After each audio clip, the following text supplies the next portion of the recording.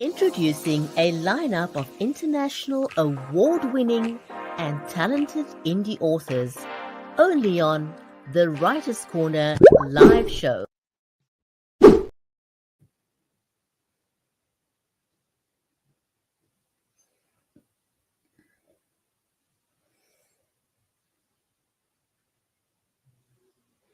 Welcome to the Writers' Corner live show, the weekly water cooler for authors and readers. We are thrilled to be talking to none other than the award-winning international author Diane Floyd Boom. So, grab your favorite beverage and get ready to dive into the world of literature with us. Don't go away. We'll be right back with the Writers' Corner live show. Imagine a world where the lines of reality blur with the fantastical. Embark on journeys from humble beginnings to the pinnacles of literary greatness. On the Writers' Corner, we delve into the lives of unique wordsmiths, known for their compelling storytelling. They are artisans who craft fantastical realms, etched in our memory long after the final page is turned. Every tale begins with a single word, a single idea. Authors create sensations that keep you on the edge of your seat. Witness how they transform setbacks into stepping stones. Use refusals to spark growth and turn rejections into catalysts for new inspiration. Witness the diversity in writing as it gives birth to a vast array of genres, from drama to mystery to children's stories, fantasy, and reality. Join us as we uncover sources of inspiration and the magic that defines the author's craft. Find out how authors breathe life into their characters and meticulously craft narratives and plots that captivate readers. Get a sneak peek into upcoming works, and join us as we celebrate literary greatness, only on the Writers' Corner. We don't just celebrate best-selling Amazon and New York Times authors, but also indie authors. Join us on the journey from the birth of a tale to the creation of a masterpiece, only on the Writers' Corner live show. Stay tuned. If you're just joining us, welcome to the Writers' Corner live show. If you're not yet following us on social media, please do so that you can get notified the next time you go live. If you haven't met me yet, I'm Bridgetti Limbanda from Cape Town in South Africa.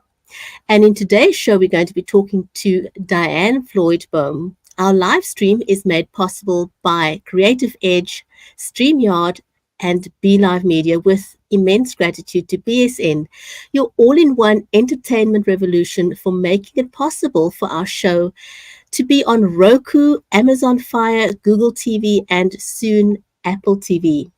So join BSN for a world of boundless creativity.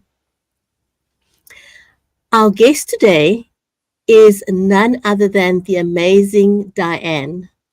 Now, if you haven't met Diane yet, she is an award-winning international author and former educator. She specializes in children's and young adult historical fiction. Her books promote kindness, self-love, and imagination, and you can grab a copy on Amazon, Barnes & Nobles, and in a bookstore near you. Diane tells me she enjoys speaking engagements, signing books, and guest appearances on live streaming shows, like today. She also does a collab with Dr. Jacqueline on the USA Global TV and radio station. And her creative pursuits also extend to musical theatre productions as far away as Dubai. So without any further ado, let's welcome Diane to the show, shall we? Welcome to the Writers' Corner live show, the weekly water cooler for authors and readers.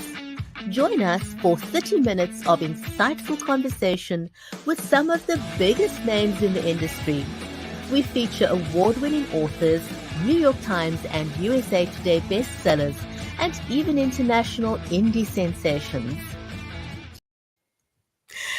Diane, welcome to the show. I am so delighted to have you as a guest today, and Mary apologizes that she can't join us on the show today, but nonetheless, I am very, very happy that you could join us today. Thank you for coming.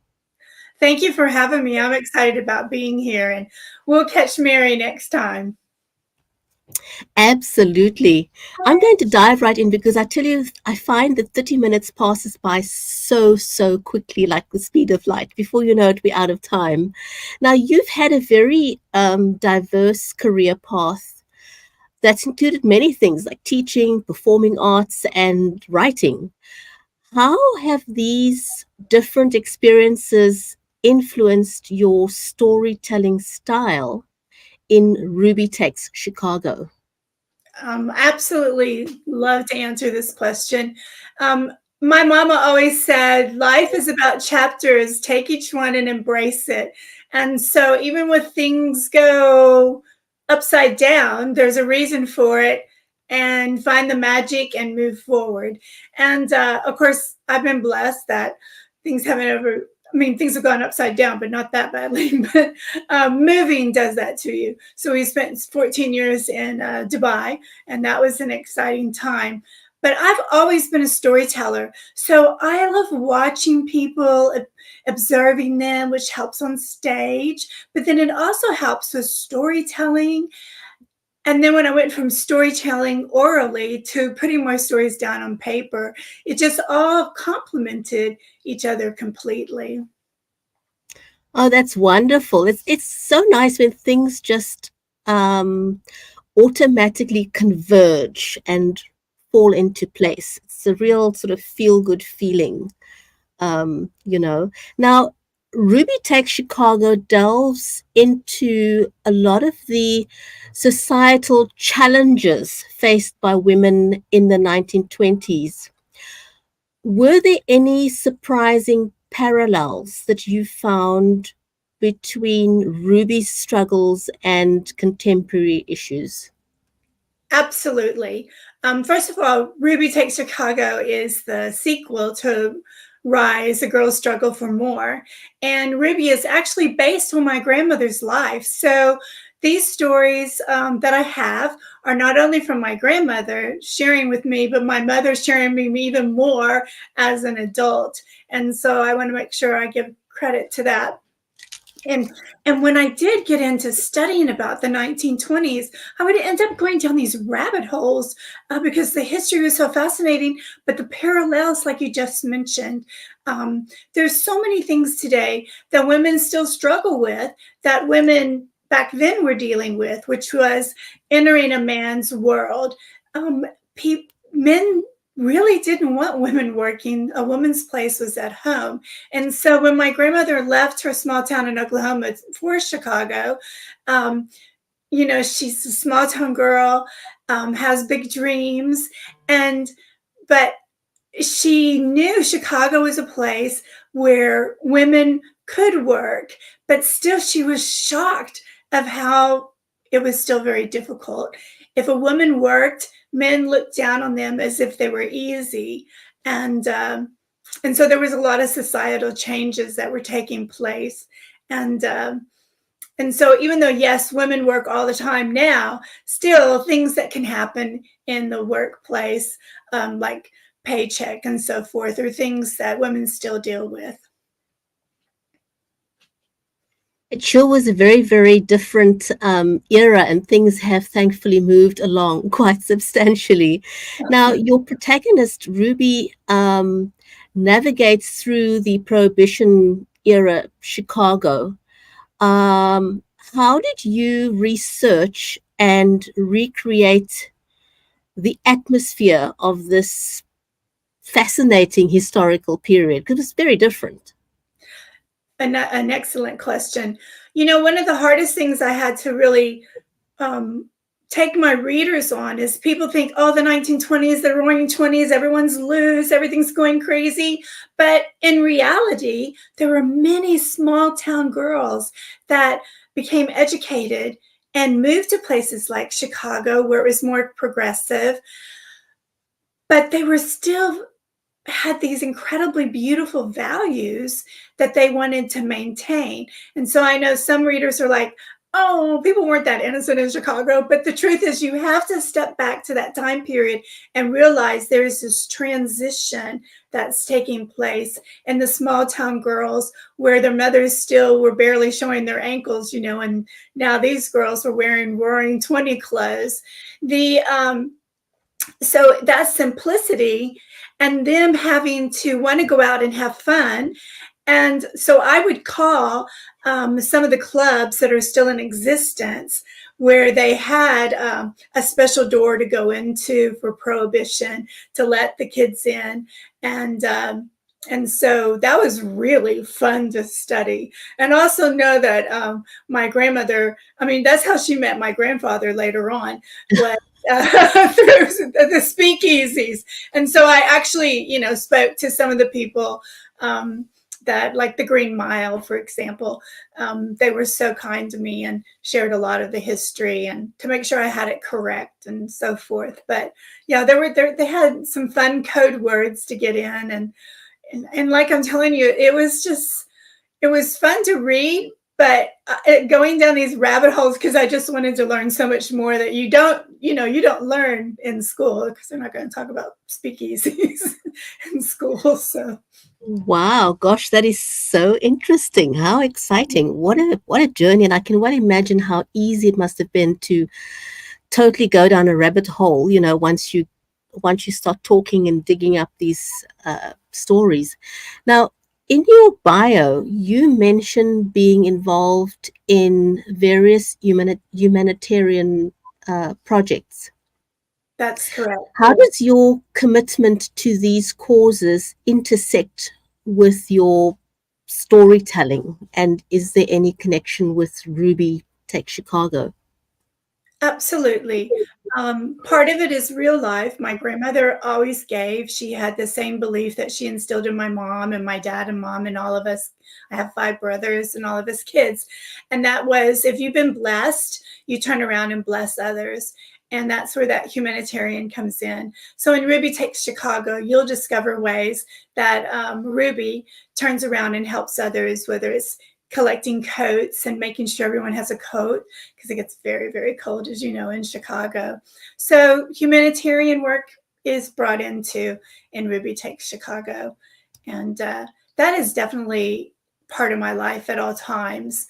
I wake up in the morning and I give thanks that I got to open my eyes, because that's your first blessing of the day. And I always think, even if you have a terrible, horrible, no good, very bad day, like in the book Alexander, you still were blessed because your eyes open. So look for the positive. Oh my goodness, absolutely. Someone who lives with chronic pain myself, it's, that self-talk and living in gratitude is something I do all the time. And, since we lived through the pandemic and, there are times when I have immense pain and when it's really bad, I think to myself, you can still breathe by yourself. You're not on a breathing machine. You can still be thankful for the fact that you can breathe by yourself. So no matter what you're going through, there's always something that you can focus on and be thankful for. Absolutely. So every day I try to keep my eyes open and aware. And maybe it's just a smile you gave someone because they look down. They look down in the sense that they feel bad. Or maybe it's just like the other day, I could tell this woman just really needed something. And I walked up to her and I just said, I want you to know, I absolutely want to steal that blouse you have. It is incredible. She was so shocked. She almost started to cry. She goes, you don't know what you just did for me. That means everything. So, little things go a long way. I love that about human connection. We all seek some sort of validation. And sometimes it's just making eye contact with somebody and acknowledging that they exist that can make a huge difference. It really doesn't take a lot of time, effort, or money to be good or to be kind to people. Just acknowledging that they exist can be huge. Absolutely. Absolutely. And So anyway, go ahead. I'm sorry. No worries. So Ruby Takes Chicago explores themes like resilience and empowerment.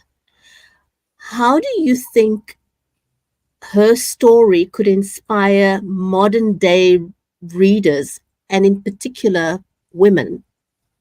Thank you so much for that question, because that's exactly why I wrote both of these books.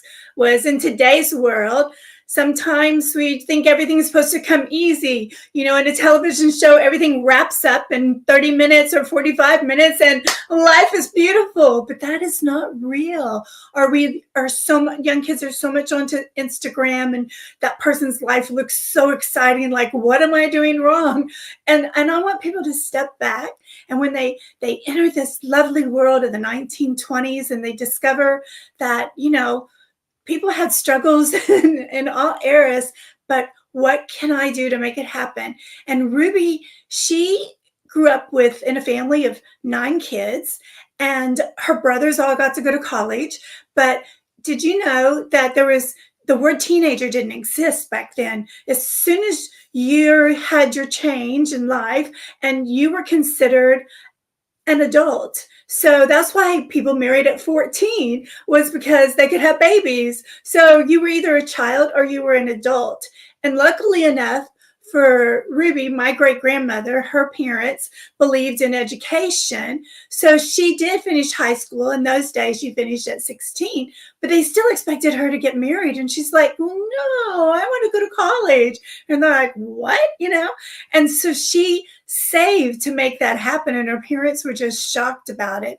And so I want people to realize, and what I hope the takeaway is for young people, is that if a woman born in 1904 who doesn't have all these things we have today can make her dreams come true, and it was hard work, but in the end it paid off, then goodness gracious, what can we do in this day? And yeah, it may take a while. Like it took me a long time to get my education degree because I needed to work to pay for it. But in the end, it paid off for it. So that's what I want my book to be, is to show you that you can do it if you believe. Wow, that is so inspirational. And my next question ties in very much with what you said now. So Ruby faces both extremes of triumphs and heartbreaks. How do you approach balancing these emotional aspects in your storytelling to create a compelling narrative for the readers? I pray to goodness it is compelling. I was very blessed to have my mom tell me a lot of things that, of course, my grandmother never would have told me, right? And then I took some of the things in my own life experiences and wove it in. And so I think that makes it compelling. But it also makes it interesting that, you know, girls really, the word dating, did you know, did not even exist back then. It was all brand new. That was created in the 1920s. And so her to realize that, you know, this one person that she thought was it, because every time she thought this person, okay, this must be it, she realized, okay, that person isn't it, or the person said, no, I have other dreams, and so forth. And so the heartbreak is there, and I think it's true to life. And I also believe that it inspires young people, whether it's a male or female, to know that heartbreak happens, but what can we learn from it and move on? Definitely, you know, that's just the way life is, and moving forward is the only option. You know, we have to move forward. Now, in addition to writing, you also are involved in a lot of speaking engagements and live stream shows. How do these interactions with your different audiences influence your writing process and the themes you explore in your writing? Another excellent question. I, I absolutely love being on various shows because I'm interacting with people from other parts of the world. And of course, I absolutely love being in other parts of the world and experiencing different cultures because to me, that's the beauty of the earth. And the more you know people and the more you know cultures, the more you understand the world. And that's my humble opinion.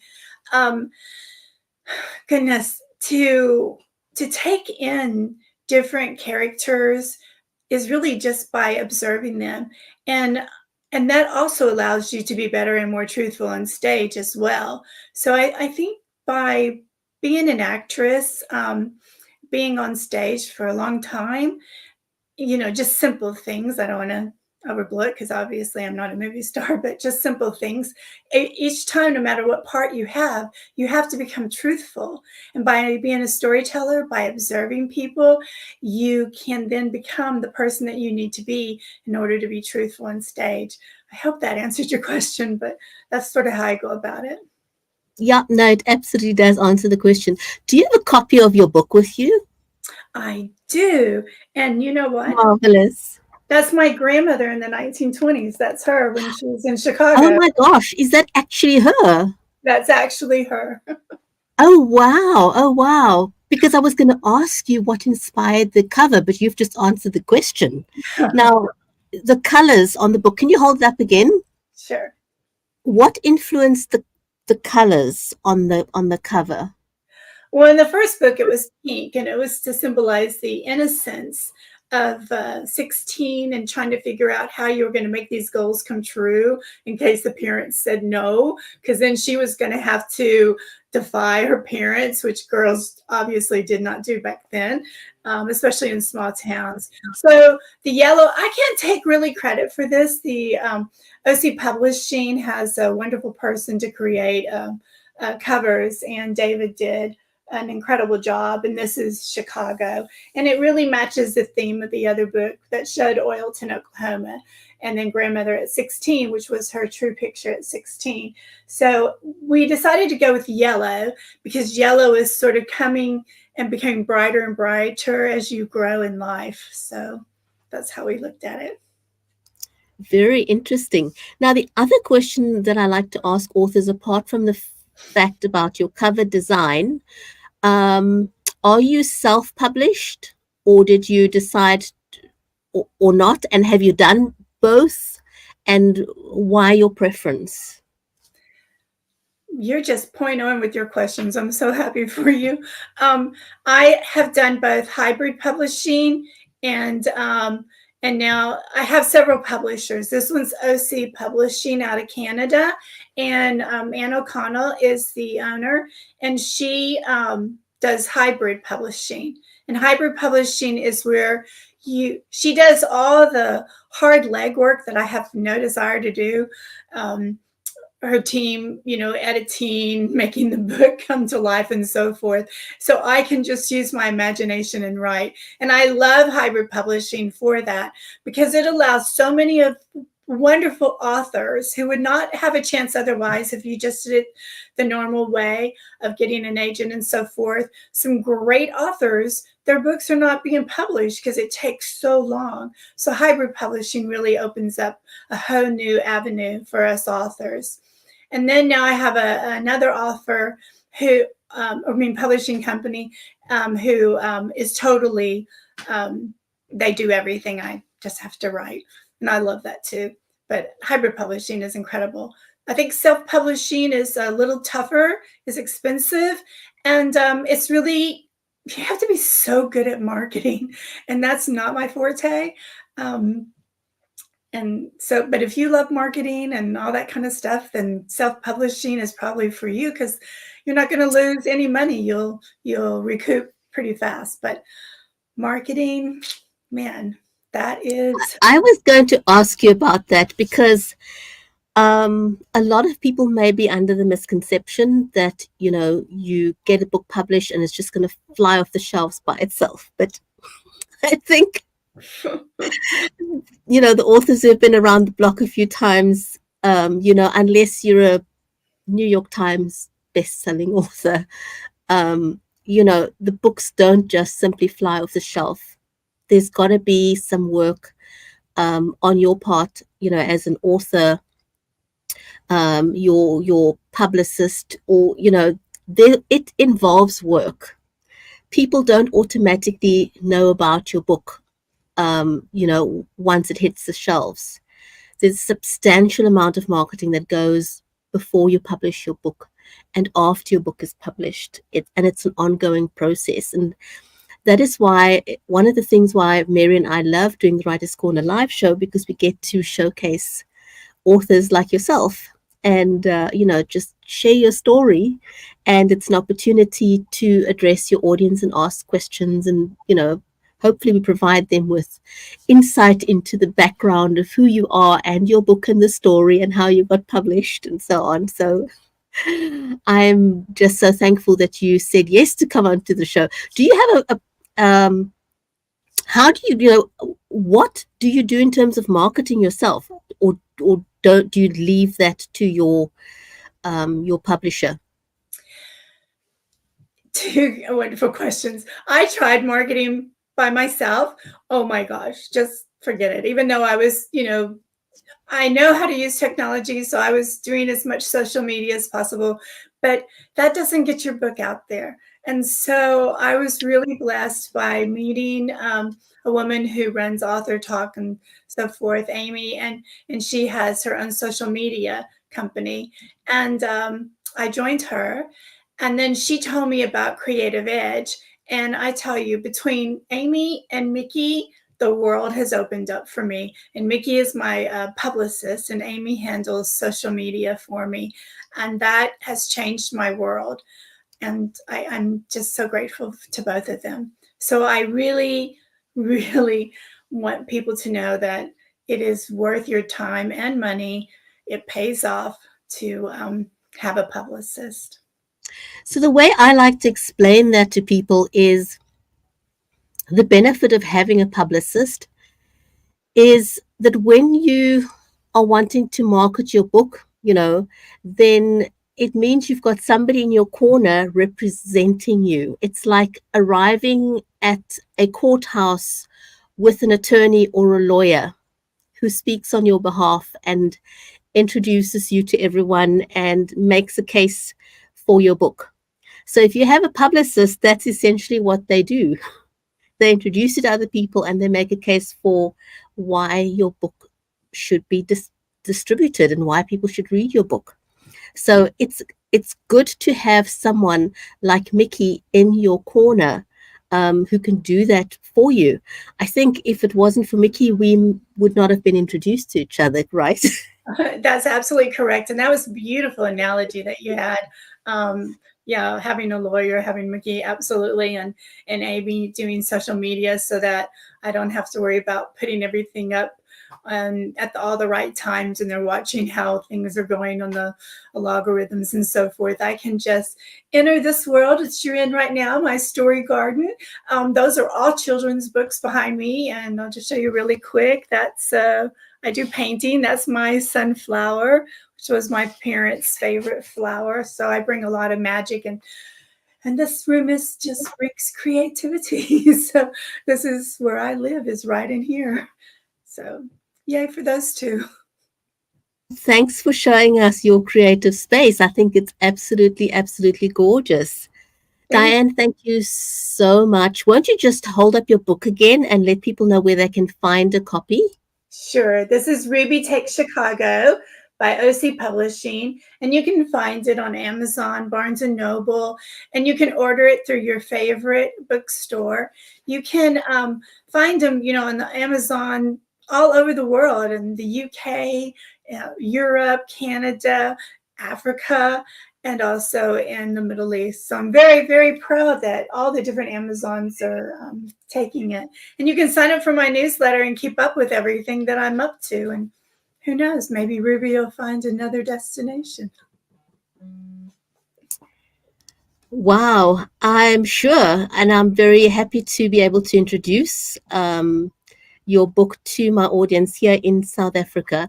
So thank you so much. And I would love to have you join us again on the show. And hopefully next time, Mary will be able to join us on the Writers' Corner Live. Diane, thank you so, so much. And to all the viewers out there, thank you for watching the show. You are watching the Writers' Corner Live show brought to you by BSN, your all-in-one entertainment revolution as seen on Roku, Amazon Fire, Google TV, and Apple TV. So until next time, thanks for watching the Writers' Corner Live show.